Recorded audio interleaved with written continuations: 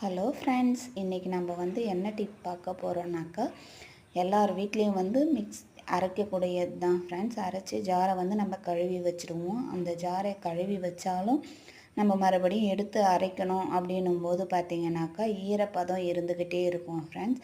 அந்த ஈரப்பதம் இல்லாமல் நம்ம எப்படி பண்ணலாம், உடனே அரைக்கணும் அப்படின்னும் போது இப்போ பார்க்கலாம் ஃப்ரெண்ட்ஸ். வாங்க, இப்போ நம்ம அடுப்பு பற்ற வச்சுப்போம் ஃப்ரெண்ட்ஸ். அடுப்பு பற்ற வச்சு அதை சிம் பண்ணிவிடுவோம். சிம் பண்ணிவிட்டு இப்போது நம்ம இந்த ஜாரை எடுத்து அதில் லேசான சூட்டில் நம்ம காமிச்சு எடுத்துக்கலாம் ஃப்ரெண்ட்ஸ்.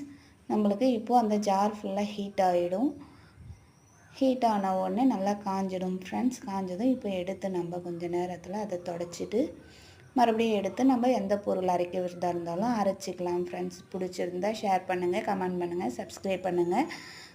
Thank you friends.